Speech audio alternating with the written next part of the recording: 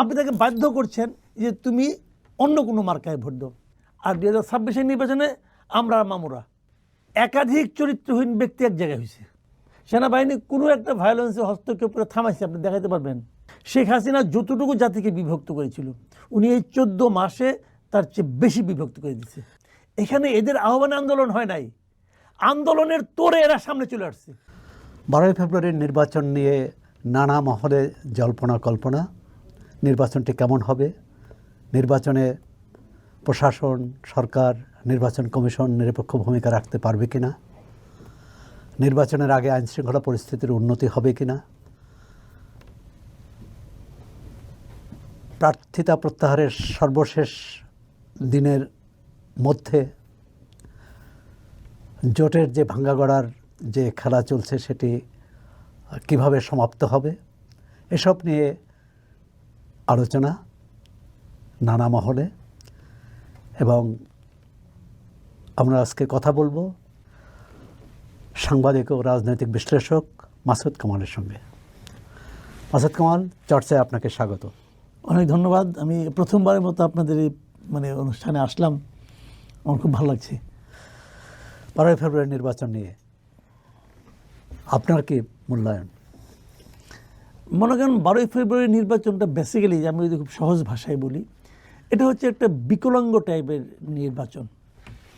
বিকলাঙ্গ মানে এই অর্থে, আপনি নির্বাচনটা কি আসলে, মানে আমাদের বাছাই করার উন্মুক্ত সুযোগ। উন্মুক্ত কে বাছাই করবে?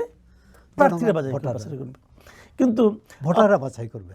হ্যাঁ, ভোটাররা বাছাই করবে, আমরা যারা ভোট দিব তারা বাছাই করব। তো আমাদের জন্য কি উন্মুক্ত রাখা হয়েছে?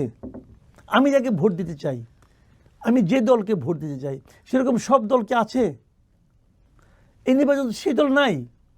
তো আমি তো আপনাকে একটা কথা বলি, দেখেন বাংলাদেশে রাজনীতিতে কে চুরি করছে, কে ডাকাতি করছে, কে অন্যায় করছে, এগুলি সবগুলি ঠিক আছে, এগুলি আপনি ধরেন, বিচার করেন, আমার কোনো আপত্তি নাই। কিন্তু এর বাইরেও এদেশে আমার বিবেচনায় কমপক্ষে 1 থেকে 1.5 কোটি মানুষ আছে যারা জীবনে কোনো দিন নৌকা মার্কা ছাড়া অন্য কোনো মার্কায় ভোট দেয় নাই, জীবনে কোনো দিন দেয় নাই। 1 থেকে 1.5 কোটি মানুষ। আমার প্রশ্ন হলো, সেই ভোটারদের জন্য আপনি এই নির্বাচনে কি রেখেছেন? সেই ভোটাররা যখন ইলেকশনে ভোট দিতে যাবে, সেই ব্যালট পেপারে তার জন্য কি পাবে? আপনি তাকে বাধ্য করছেন যে তুমি অন্য কোনো মার্কায় ভোট দাও। এটাকে আপনি করতে পারেন একটা গণতান্ত্রিক রাষ্ট্রে? আপনি আমাকে বলতে পারেন তোমার এর মধ্যেই ভোট দিতে হবে? আওয়ামী লীগের কার্যক্রম নিষিদ্ধ, তারা নির্বাচন করবে কি? সেটাই তো কথা। কিন্তু আওয়ামী লীগের কার্যক্রম কেন নিষিদ্ধ? নিষিদ্ধ কি আসলে আইনগতভাবে হয়েছে কিনা? এটা তো হয়েছে একটা প্রশাসনিক আদেশে, আইনগতভাবে তো হয় নাই। কেউ তো রিট করেনি। রিট না করা, সে রিট করার সাহস পায় নাই। অনেক লোক আছে রিট করবে, যদি থেকে আপনি মব দ্বারা আক্রান্ত হবে না এই গ্যারান্টি দেন, দিবেন? দিতে পারবেন? তো সরকারের দেওয়ার কথা। তো সরকার দিতে পারবে? আমি তো সরকারের কথাই বলতেছি। তো দায়টা কার উপর উঠবে? এটা একটা ক্রিপেলড ইলেকশন, টোটালি ক্রিপেলড ইলেকশন, এবং এই ইলেকশন নিয়ে একসময় কথা হবে। কিন্তু বিগত 3টি নির্বাচনে জনগণের রায়ের প্রতিফলন ঘটেনি, একতরফা নির্বাচন হয়েছে। এ কারণে 3টি নির্বাচন নিয়েই বিতর্ক এবং মানুষ প্রত্যাখ্যান করেছে বলে সরকারে যারা আছেন তারা দাবি করছেন। আগামী নির্বাচনে আমরা ভিন্ন কোনো ফল দেখব কিনা? বিগত 3টা নির্বাচন আমি নির্বাচনের আগে আমি বলেছি, এগুলি আমি নির্বাচনই মনে করি না। আমি স্পষ্ট ভাষায় বলেছি। একসময় ওই মোজাম্মেল বাবুর একটা দোকান খুলে পড়ছিল না, এডিটর্স গিল্ড, ওখানে মাঝে মাঝে আমি যাইতাম আর কি, আমাকে নিয়ে যেত। দেখা যেত 8 জন 9 জন লোক বসে আছে, তার মধ্যে আমি একলাই চিল্লাইতেছি। এবং এই 24-এর নির্বাচনের আগে আমাকে বলছিল নির্বাচন, আমি এটাতে আমি নির্বাচনই মনে করি না, এটাকে আমি নির্বাচনই মনে করি না। যে কারণে আমি বলেছি নির্বাচনই মনে করি না, সেই ধরনের কিছু কারণ কি এইবারের নির্বাচনে উপস্থিত নাই? কিন্তু ওই 3 নির্বাচনের চেয়ে এই নির্বাচন ভাই এক এক রকম। মানুষের মৃত্যু বিভিন্নভাবে হয়, কেউ পানিতে পুড়ে হয়, কেউ আগুনে পুড়ে হয়, কেউ না খেয়া হয়। এখন এই 3টা মৃত্যু কি এক? 3টা মৃত্যু এক না, কিন্তু 3টা মৃত্যুর বেদনা এক। মরে গেছে। এখন আপনার কিন্তু 2014 যে নির্বাচন, নিশ্চয়ই আমরা কেউ চাই না যে আরেক নির্বাচনের নামে আরেকটা আমি আপনাকে বলি ঘটনা 2014 নির্বাচনই হয় নাই। অর্ধেক আসনে তো কোনো প্রার্থী ছিল না। 153 আসন হলে ক্ষমতায় যাওয়া যায়, ওনারা ক্ষমতায় গেছে বিনা ভোটে। 153 আসনে তো বিনা ভোট হয়েছে, ক্ষমতায় গেছে বিনা ভোটে। 2018 নির্বাচনে রাতের বেলা ভোট কমপ্লিট, 2024 নির্বাচনে আমি আর ডামি, আর 2026 নির্বাচনে আমরা আর মামুরা। সিম্পল হিসাব, আমরা আর মামুরা। নির্বাচন মনে করেন আজকে থেকে 30 বছর পরে লোক এখন হিসাব করবে 2026 নির্বাচনে কে কে ছিল 30 বছর পরে, কিন্তু তাহলে তখন এই এনভায়রনমেন্ট আপনি বুঝবেন না। আপনি ইতিহাসের পাতা দেখবেন যে 2026 নির্বাচনে কে কি অংশ নিয়েছিল। তখন অংশ নিয়েছিল বিএনপি আর জামাত ইসলাম। তখন চট করে বলবে, আরে বিএনপি আর জামাত ইসলাম না 2001 সালে ক্ষমতায় গেল একসঙ্গে? ওই কি হ্যাঁ। আবার 2008-এ না একসঙ্গে ইলেকশন করলো, করে হারলো? ওই কি হ্যাঁ, ওটাও হ্যাঁ। তাহলে ওনারাই আবার এখানে দুইজন, একজন প্রধান দল, একজন বিরোধী দল। তার মানে এটা হলো আমরা আর মামুরা। হিসাব ক্লিয়ার ভাই। কিন্তু তাহলে এত মানুষ জীবন দিল, এত বড় গণ অভ্যুত্থান হলো, তার একটাই তো লক্ষ্য ছিল যে জনগণের হাতে শুনেন, ক্ষমতা আমি একটা কথা বলি সোহরাব ভাই, ছেড়ে দেওয়া। আমি সব সময় যে কথাটা বলি সেটা হলো এই জাতির উন্নয়ন বলেন, অগ্রসর বলেন, সামনে এগিয়ে যাওয়া বলেন, সমস্ত কিছুর মূল ভিত্তি হলো এই জাতিটা ঐক্যবদ্ধ থাকতে হবে। ঐক্যবদ্ধ জাতি ছাড়া, ঐক্যবদ্ধ না হলে কোনো জাতি অগ্রসর হতে পারে না। শেখ হাসিনা এবং তার সরকার এই জাতিটাকে বিভক্ত করে দিয়েছিল, জাস্ট বিভক্ত করে দিয়েছিল দুই ভাগ। এক ভাগে ওনারা, আরেক ভাগে বিএনপি আর জামাত। এই হলো ওনাদের স্বীকারই করেনি, অন্যদের রাজনৈতিক প্রক্রিয়ার স্বীকারই বাইরে করেনি। রেখেছিল, এবং তারা এটা গণ অভ্যুত্থান হয়েছিল। কিন্তু আগামী নির্বাচনে কি? আমি বলছি আপনাকে, তারা এটা করেছিল চেতনার নামে, মুক্তিযুদ্ধের চেতনার নামে। আমি ভেবেছিলাম যে তারা চলে যাওয়ার পরে আমরা ডক্টর ইউনূসকে দিচ্ছি দায়িত্ব, উনি একটা আধুনিক লোক, উনি একটা উদারনৈতিক লোক, উনি একজন ডেমোক্রেটিক মানুষ, সেই হিসেবে উনি জাতিটাকে বোধহয় আবার ঐক্যবদ্ধ করতে পারবে অথবা করতে চাইবে। উনি পারেও নাই, চায়ও নাই, বরঞ্চ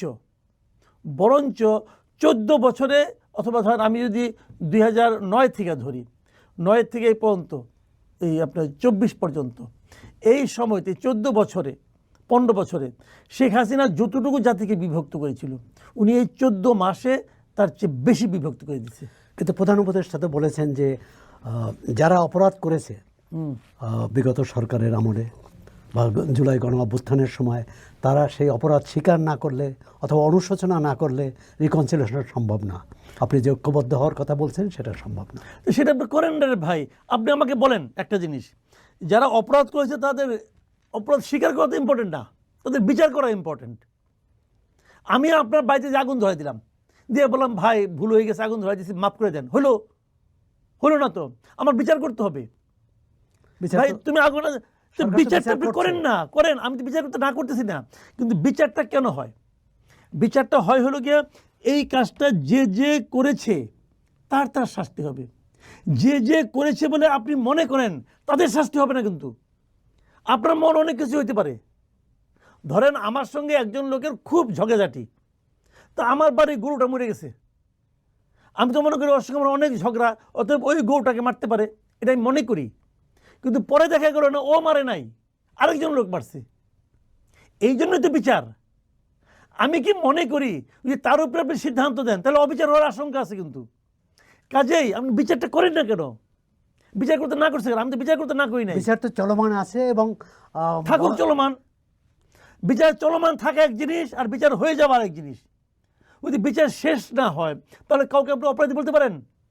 কিন্তু অভ্যুত্থানে যারা নেতৃত্ব দিয়েছেন তাদের দাবি হচ্ছে যে আওয়ামী লীগের rank and file, Awami League এবং তার সহযোগী সংগঠন এবং 14 দল সহ তার উপর থেকে নিচ পর্যন্ত সবাই গণবিরোধী ভূমিকা নিয়েছে, গণহত্যায় অংশ। আমি আপনাকে একটা কথা বলি, আওয়ামী লীগ এই আন্দোলনে যারা নেতৃত্ব দিয়েছে, আমি বলি আপনাকে, এই আন্দোলনে কেউ নেতৃত্ব দেয়নি। এই আন্দোলনে সারা দেশের মানুষ একসঙ্গে ছিল। কিছু লোক নেতৃত্বের দাবিদার হয়েছে, কিছু লোক বলেছে যে আমরা নেতৃত্ব দিয়েছি। তারা যদি বলতো এই আন্দোলন কালকে থেকে বন্ধ হইতো বন্ধ হয় নাই তো কেন? ওই 6 জন যে নিয়ে এই হারুনি হোটেলে খাইয়ে নিয়ে মুচুলোকে দেয় নাই? আন্দোলন শেষ, সে তো বাধ্য করেছে। আর বাধ্য করছেন না, দিছে কিনা সেটা বলেন আপনি আমাকে। লেখছে, দিয়েছে তারপর আন্দোলন বন্ধ হয়েছে, না, বন্ধ হয়নি। তাহলে ওদের কথাই বন্ধ হয় নাই। আন্দোলনের মতো চলছে, ওরা থামাইতে পারে নাই। আপনি বলবেন যে ওখানে বাধ্য হয়ে দিয়েছে, ওখানে এই হারুনি হোটেলে গিয়ে আগে বিএনপির কাউকে অ্যারেস্ট করে নিয়ে যায় নাই, নিয়ে গেছে, আরো অন্যান্য দলের নেয় নাই, আর কেউ মুচু রেখে দিছে, এই 6 জন দিছে। কি করে দিছে? তারা আন্দোলনকে বন্ধ করতে চেয়েছিল। আমি তো বলি তারা আন্দোলনের পিঠে ছুরিকাঘাত করেছিল, যদি আমি বলি হাইপোথেটিক্যালি। আপনি খণ্ডন করেন না, কেরম পারবেন না তো। তাদের যারা সহযোদ্ধা তারা তো আন্দোলন জাগরণ, সেটাই তো বলছি রে ভাই। এবং তারা যখন দেখেছে যে তার দেওয়া মুচি লেগে আন্দোলন থামছে না, ওই আন্দোলন তো থামানো যায় না। আন্দোলন তো সফল হয়েছে, স্বৈরাচারের পতন ঘটেছে, Good. এখন গণতন্ত্র প্রতিষ্ঠার কাজে এখানে কোনো নেতা খুঁজেন না, নির্বাচন হচ্ছে। এখানে কোনো নেতা ছিল না, পুরা দেশের মানুষ একবারে মাঠে নামছে, কারো কথায় নামে নাই। বঙ্গবন্ধুর আহ্বানে ৭১ যুদ্ধ হয়েছে, বঙ্গবন্ধু না থাকলে যুদ্ধ হইতো না, আর এই 6 জন না থাকলেও এই আন্দোলন থামতো না। পার্থক্যটা এখানেই। বিচারটা ওইভাবে করেন। বঙ্গবন্ধু আন্দোলনটাকে গড়ে তুলেছিল এবং তার আহ্বানে যুদ্ধ হয়েছে। এখানে এদের আহ্বানে আন্দোলন হয় নাই, আন্দোলনের তোরে এরা সামনে চলে আসছে। তো প্রধান উপদেষ্টার কথা থেকে যেটা বোঝা যায় যে এই নির্বাচনের পর বা আওয়ামী লীগ যদি দোষ স্বীকার করে তাহলে একটা রিকনসিলিয়েশন হতে পারে। সেটা কি হবে না হবে এটা আওয়ামী লীগ বুঝবে। আর প্রধান উপদেষ্টা কী বলছে এটা তার রাজনৈতিক প্রজ্ঞার উপর নির্ভর করে। তার রাজনৈতিক প্রজ্ঞা নিয়ে ইতিমধ্যে আমি হতাশ, কাজে ওই আলোচনায় আমি যাচ্ছি না। কারণ আওয়ামী লীগকে ফিরে আনা আমার কাজ না। আওয়ামী লীগ ফিরে আসলে আমি খুব খুশি, এটাও না। আমি আওয়ামী লীগের উপর একটা আনহ্যাপি পারসন। আমি শেখ হাসিনাকে খুবই অপছন্দ করি, খুবই। আমি এটা দায়িত্ব নিয়ে বলতেছি, আমি তাকে পছন্দ করি না। সে কেবল দেশটাকে ক্ষতি করে নাই, সে একটা দেশের সবচেয়ে বড় পলিটিক্যাল পার্টির ক্ষতি করে গেছে। আওয়ামী লীগের আজকের যে দুরবস্থা, এর জন্য শেখ হাসিনা একা দায়ী। 80% একা, উনি একা 80% দায়ী।